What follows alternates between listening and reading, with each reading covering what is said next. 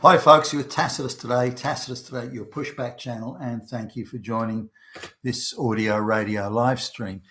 In this essay, I'd like to talk about not only definitions of utopia, or even just improving society, putting utopia maybe to one side for a moment.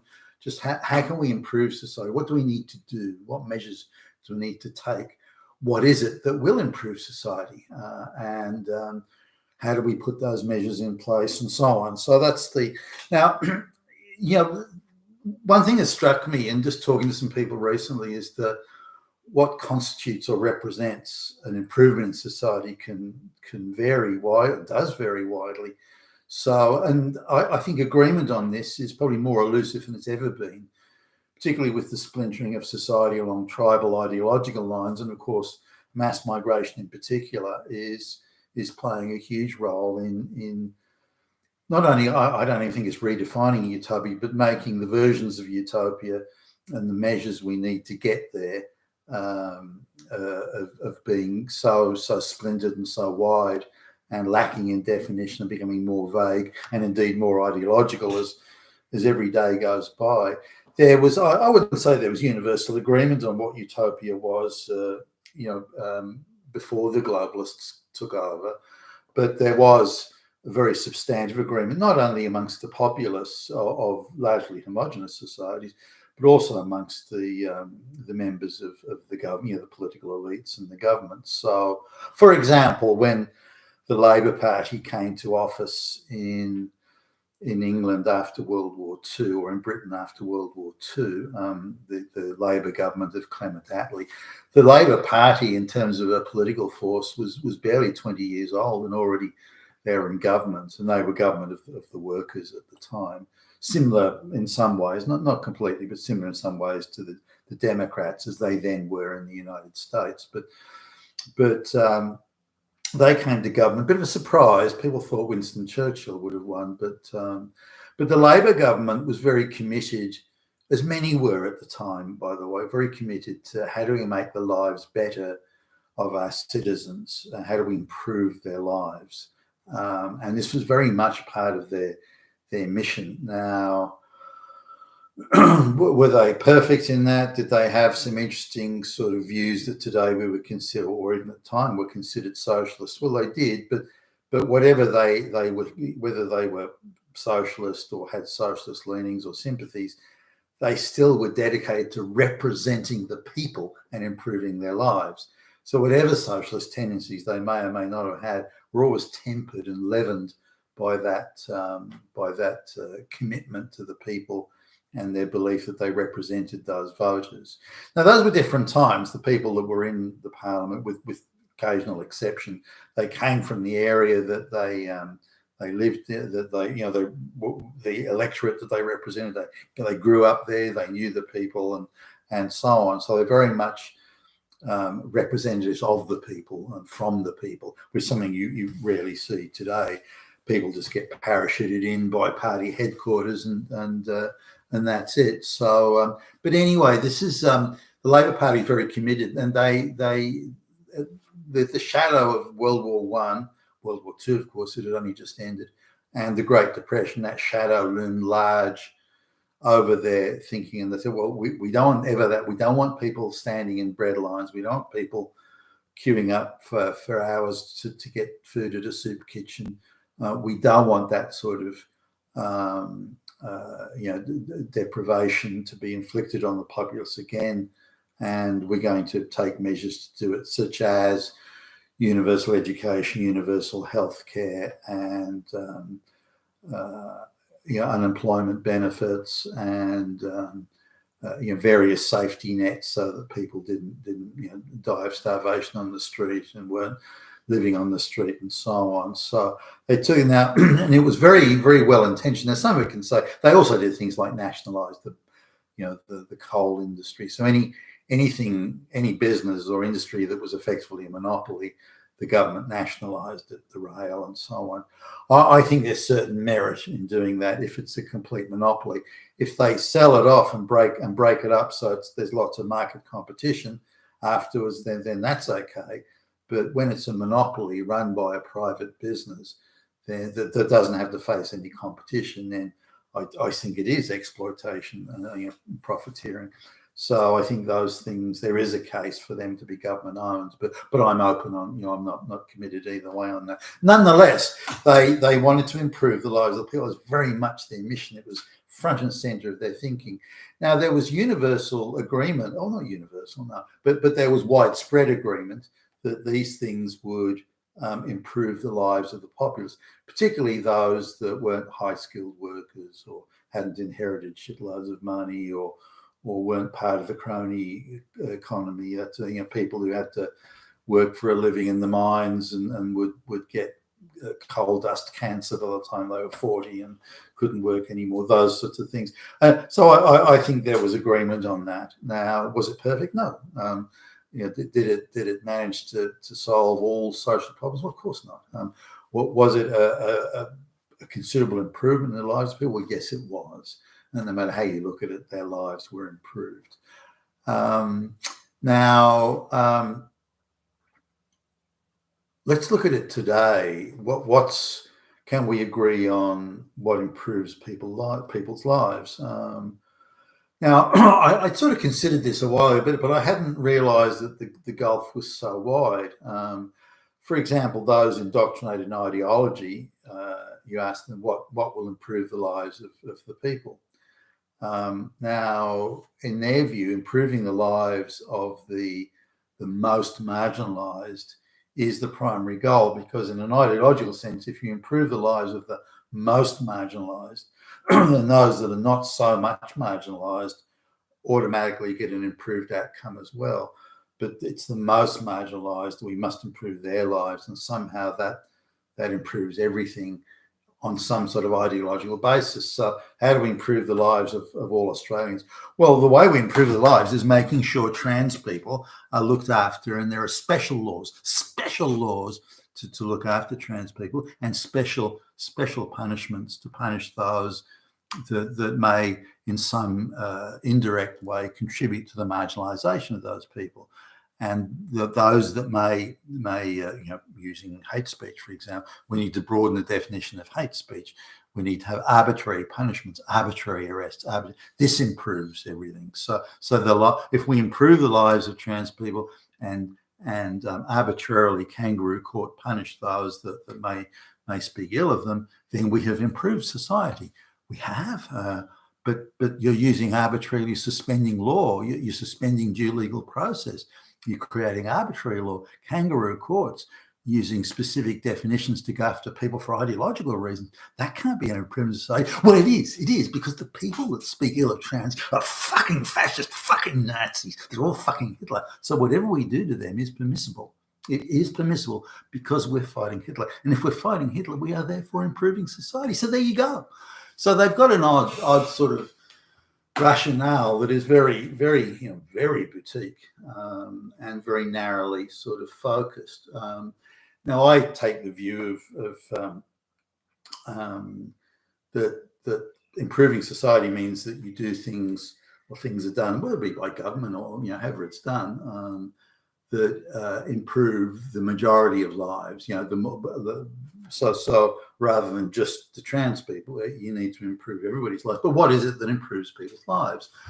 Well, you could say various things like potholes in the road. Local governments are quite happy to spend vast sums of money on lesbian painting classes and all sorts of LGBTQ type initiatives, but they can't fix the fucking potholes in the road.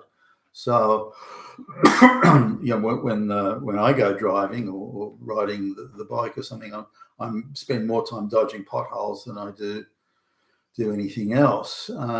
So I'm thinking, well, why can't they fix the potholes? Because everybody uses the road, everybody drives down, or anyone that goes down the road. So by fixing the potholes, they improve the lives of thousands of people, tens of thousands of people, hundreds of thousands of people.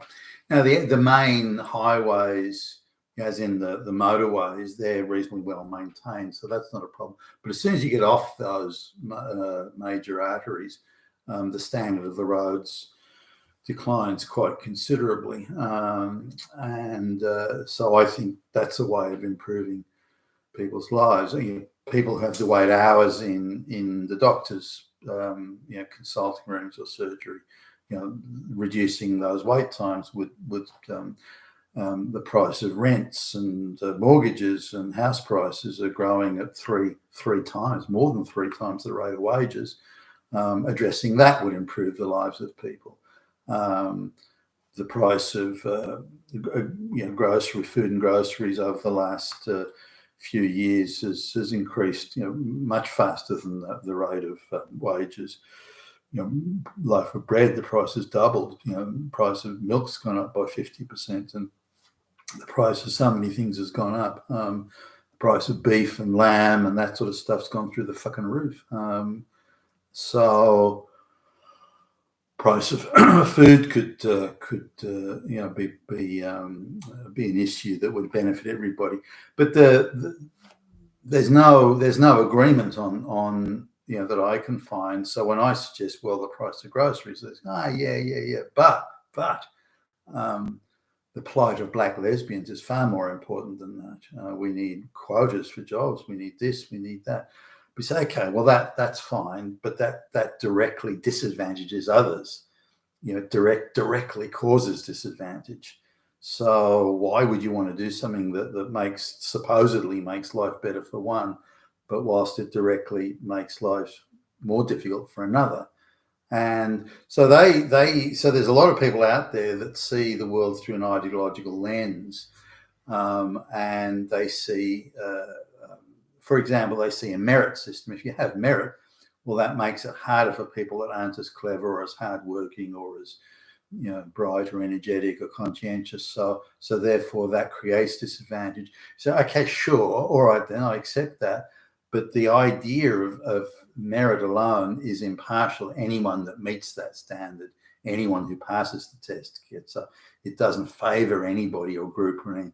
But it does because more white guys do well. But nonetheless, it's still a merit, but still impartial. It's blind to race and gender and whether someone's trans or not. It's blind to those things. So that was still a more impartial way of doing it. The way you want to do it, directly favouring trans people over everyone else, that's not it. There's nothing natural or organic or meritorious. That is directly favouring one group over another by intervention rather than by any natural, organic or meritorious means. But they don't see it that way. The outcome is the only issue. So in order to make society a utopia or a better society, you must manipulate and manage and affect an industry directly to create equal outcomes or supposedly equal outcomes. And that is how you create a better society. Well, of course, it's not. It's an outrageous misallocation of resources. And I see it every day now in business. I come across incompetent, inept, over-promoted affirmative action people every minute of every fucking day. And the cost to doing business, the cost to the community and the cost to the taxpayer, the cost to the government exchequer, cost to our standard of living is enormous because there are just so many affirmative action appointments out there now. So by interceding to support one group over another is in fact creating the opposite of any utopia. But I put it to one activist that what if our standard of living was reduced by 90%, but we all had absolute equal outcomes? Then she says she's prepared to accept that. No, I don't think she would be in the real world. I think it's okay. Well, your standard of living is going down by 90%, so you're living on the street. You've got no mobile phone. You ain't got nothing. You barely got enough to eat. So that no, I'm not having that. It's all right if someone else goes through that, but I don't want to suffer like that. So I know these people that sort of accept or claim that they're prepared to accept a lower standard of living. And it's the same as the people you come across where they're vocal supporters of mass immigration, illegal immigration, this whole thing, illiterate peasants coming by the gazillion into the West. We say, well, will you give up something? Will you give up your job to one of these people? Oh, no. Well, will your children give up their university places for these? Well, no. I don't. My kids, I shouldn't have to. Well, will you give 30% of your pay to the no. I'm not doing that. It's someone else's job to do. well, will you put up illegal aliens in your house? Oh, no. And even wealthy people that when I say wealthy, they're worth sort of 15 million plus, which isn't really that wealthy in Sydney anymore. But I mean, you're doing all right, but it's not rich. They say that they're fully in support of mass immigration, legal. As many brown and black peasants as you can bring in is fine with them, provided these people aren't anywhere near where they live. I don't want those people anywhere near me. I don't want my daughter dating any of these. I don't want my son's school being polluted with those sort of people, and they can come and mow my lawn and clean my pool. But that's it. I don't want anything to do with them otherwise. So really, it's quite disingenuous, the idea of a utopian or a better society. So this idea of doing things for the common good, for the most to benefit the most number of people and improving their lives is and there's not that many ways of improving people's lives. I mean, you've got a few, for example, controlling crime. So people don't rob you or beat you up or assault you or, I don't know, burn down your house or something. There's crime's a key one. Purchasing power of your paycheck is obviously a key one. Full employment, hey, no one can argue with that. Access to basic goods and services, including things like quality medical care, hey, that's a good thing. So there's not that many categories.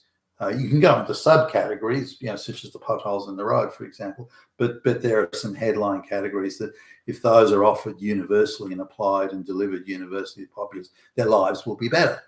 Now you say, but that doesn't mean that black trans lesbians with one leg don't have the same life outcome as the fully fit, hardworking, genius white guy. Now that's an absurdly flawed comparison, but the argument these people make is, well, the world, we can't achieve utopia until the most capable and the brightest and so on is having equal outcomes with the least capable and least bright. Then we know we have utopia, which is an absurd and ridiculous form of utopia, but one that's pushed in the universities and through the education system at the moment, and has been for some time. Now going to people who come in, like the mass migration wave. So talking to an Indian guy, his idea of a better society, as he explains it to me, his idea of a better society is that he gets, or Indians get. So he runs it very tribally. A better society in Australia is where Indians specifically get special deals, special handouts, special free stuff. That is his concept there. And he's sort of, well, look, you're a rich society. Why don't you give us more? You're a rich country. You should give us more, without any merit being involved. You just should do it. And the same with some of the black people I've spoken to. They say the same thing. A taxi driver from somewhere in Africa, he told me, but Ivory Coast or something like that. Taxi driver guy was taking a ride, and he came up with this very sort of tribal, bush tribal sort of thing where the village, everybody owns everything in the village, and they come to the West with that sentiment and so, well, you have so much here, why won't you share it with us? Why do I have to work hard and get nowhere where I can see these fancy mansions and fancy cars? Why can't I have what you have? You're supposed to share that with me. That's in my culture. That's how it works. You share. We share everything. Why won't you share what you have? So they see that a better society is created by that. That white people just gimme. And you see there's a lot of black activists in the United States that take that view. Hey, white people got more than we got, so they have to share it with us. They should be compelled by law. So the idea, that's what they see as a utopia, or at least a better society. So it's very tribal along racial lines, or trans people wanting special breaks, or black, gay, lesbians wanting special breaks, and all this sort of stuff that isn't for the common good. Now the common good is for the most people most of the time, and most of the policies for that, but that doesn't cover everybody. even if you cover 90% or 95% of the population, still that 5% that say, well, we're not getting the goodies out of that. That's not benefiting us. And then it comes down to the choice of participation, where, well, there's nothing stopping you from getting a job. For example, there's a girl that youngish woman who she's like works for the council, and she's got a part-time job. She sort of sweeps the streets or part, and she's got covered in tattoos. She's got no body piercing and nose rings and eyebrow rings and tongue piercing, everything you can imagine. There's not a single part of her body that isn't pierced, eyebrows, the whole 9 yards. And I bumped into her because I was parking my push bike before I went into one of the stores, and she's, look, I've got a sweep there. Do you mind? I said, I'm happy to move it. And so I said, wow, I've never seen so much body piercing. And her view was, she said, yeah, it's I've got a right to be fully body pierced from top to bottom.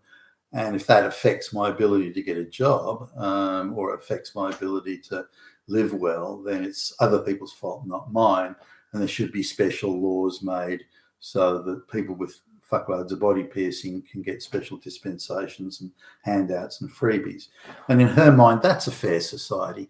And so we need to sort of, the majority of people being looked after, or majority of people being assisted or better, their lives improved. But there are those that don't want to participate or can't or whatever. Should they be looked after? Well, yeah, should they get equal outcomes with the hardest working and the brightest people? Well, of course not. So this idea of an equity society has turned merit and everything else on its head, but it's also prevented us reaching common agreement on the common good, and that's a disaster. And the inability to agree on the common good, or at least identify what things lead to the common good, then that means we've lost all perception of the common good now.